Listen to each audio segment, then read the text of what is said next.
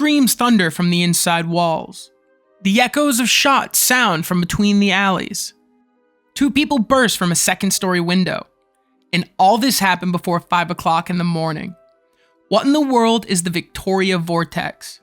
That, and one other weirdly related story about a couple being chased through the woods by people with floppy rabbit ears. Everybody might be losing their minds, here at the Insomnia Society. This story comes to us from the Leeds Times on the 13th of December of 1873. It involves a young newlywed couple, Mr. Thomas B. Cumston, who was 26, and the son of a well-to-do linen merchant, and his wife, Anne Martha Cumston, who was 23. Both arrived at the Victoria Hotel in Bristol in the UK around 8 o'clock in the evening on the 8th of December. Mrs. Tongue, the landlady of the establishment, was out at the time, but they were given accommodations and soon made their way to their room. About midnight, they had decided to settle down.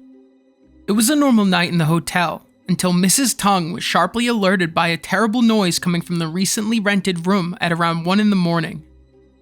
She ran up the stairs to find Mr. and Mrs. Cumston in a panicked state, complaining about the ruckus seeming to come from the walls around them. Mrs. Tongue didn't hear anything at the moment, but it was a working hotel, and they have a habit of making odd noises. She was able to calm the 2 down, assuring them that it was fine, and went back to her nightly duties. A few hours later, close to 5 in the morning, she was jolted awake by the sounds of a scuffle followed by blood-curdling screams. She left her room near the roof and went down to the second floor to investigate. There was a scream, followed by the sound of a gunshot and Mrs. Cumston yelling, "Keep that knife away from me."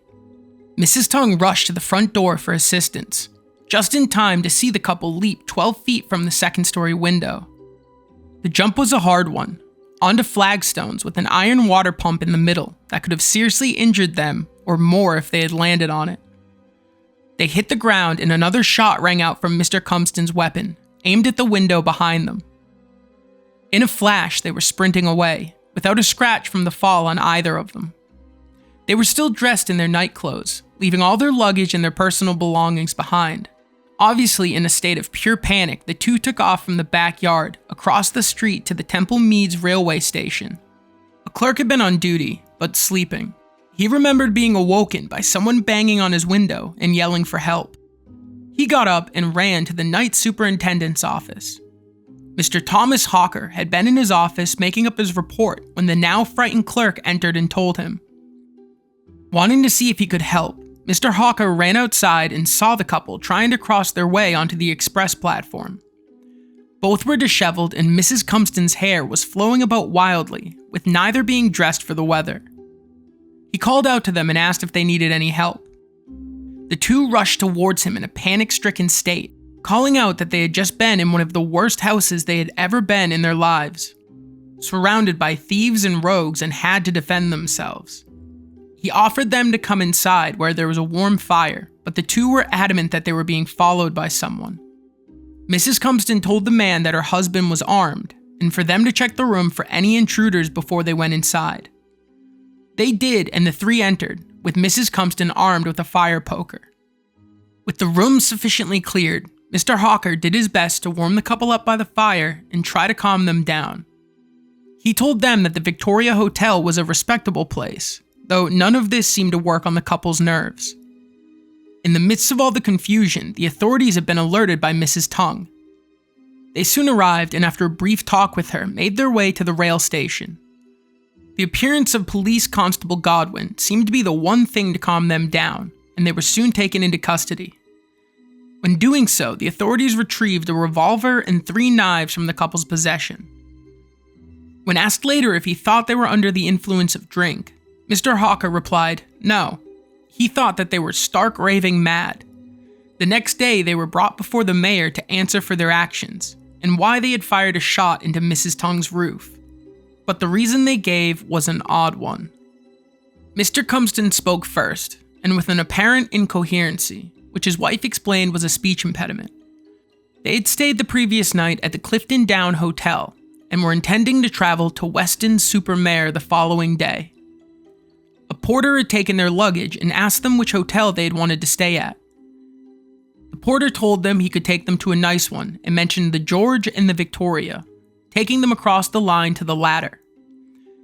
They went to bed around midnight, but around 1 a.m. they started to become annoyed with a terrible racket seeming to come from the rooms around them. This is when Mrs. Tongue entered the room. The noises ceased and she was able to comfort the couple. Trying to sleep but unable, around 4 o'clock the noises came again, but worse, and the couple was unable to figure out exactly what it was that they were hearing. The bed began to shift and move, opening and closing in an eating motion and flinging them about. Voices began to echo around the room, repeating back everything that the couple was saying to one another. Mrs. Cumston too joined in and attested to the voices, though she hadn't heard them as strongly as her husband did. He was thrown from the bed, and the floor began to shake and open, which sucked him in, and Mrs. Cumston, hanging on to the side rail, was able to throw herself over the edge and help him climb out of the now sinking otherworldly vortex. She screamed for him to fire his revolver to scare away whatever was happening, and maybe to get someone's attention, and he did, firing it into the roof of the Victoria Hotel. Thankfully, no one was injured. In an absolute blind panic, Mr. Cumston took his wife by the hand and the two made for the window. Not thinking about what they were doing, the two jumped and Mr. Cumston had let off another shot at the back window. This action was later found to be at the request from his wife, who were adamant that someone was following them through it. The room was of course thoroughly searched, but no sign of the noises or of the otherworldly vortex could be found. Being from a prestigious family, they had telegraphed one of their friends from Gloucester, a Mr. Harley Butt. The trial was briefly adjourned until he arrived and was put into the witness box. Asked if he had thought that there was something wrong with Mr. Cumston's mind, he replied that he hadn't seen his friend in a while, so he couldn't give them a truthful answer to their question. Mr. Butt gladly agreed to take proper charge of Mr. Cumston, and the two were soon released from custody. From there, they went on to live a normal life, never making any newspaper headlines for any sort of wild event again. So, what was the Victoria Vortex? Well, the first thing that springs to mind is the use of hallucinogenic substances. It might be a shock to know, but a lot of the substances that are legal today were commonly used as medicine and really easy to buy in the Victorian era, and it's possible that our couple might have been using their getaway to partake in some recreational activities. But as weird as it is, this story isn't too dissimilar from what we'll sometimes see in the paranormal. Sometimes during a paranormal event, and especially ones related to alien encounters, people will be stuck in what they describe as a pocket dimension. They'll scream for help as crazy things happen to them and the location around them, but even if the other person is only one room over, they didn't hear or feel a single thing. There's also been accounts of shared and mass hysteria, like the Miracle of the Sun event in 1917 Fatima, Portugal. After a rainstorm, the clouds parted to reveal the sun, which had turned to an opaque spinning disk in the sky. Hundreds of people claimed to witness the event, and the object zigzagged through the sky emitting beautiful colored beams onto the land below. Or the Mount Pleasant 1976 incident in Mississippi, where 15 students suddenly collapsed and started seizing on the ground, losing consciousness. They originally thought that they were under the influence of something, but all were checked and nothing was found. It even got to the point where 900 students, 1/3 of the whole school, remained at home for fear that there was a witch's hex going about. Though this was later found to be caused by a group of girls who were arguing over a boy, and whose fear and belief in witchcraft led to their anxiety going a little overboard. Speaking of overboard, our next story comes from the UPI archives, April 1st, 1986, so keep that in mind.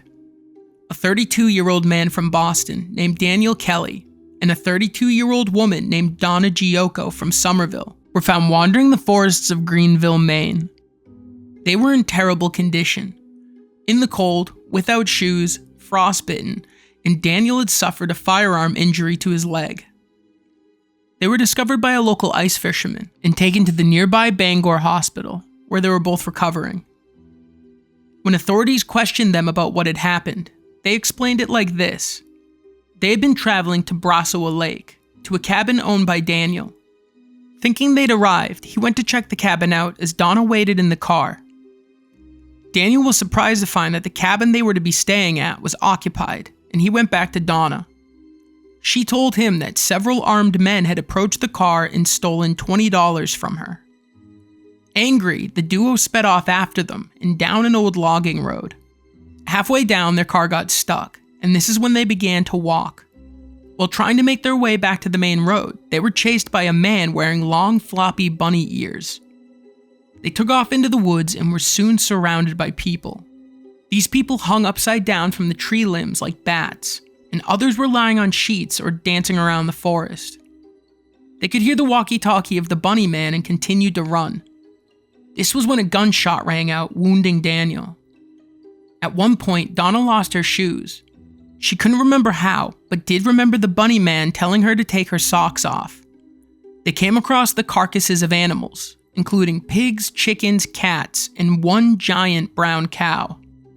They continued through the woods until they were found by the fishermen. Needless to say, the whole area was searched with helicopters by authorities, but no other people were found. They did find parts of their clothing though, and when finding this clothing, they claimed to find some illegal substances along with it. So, what do you think it was?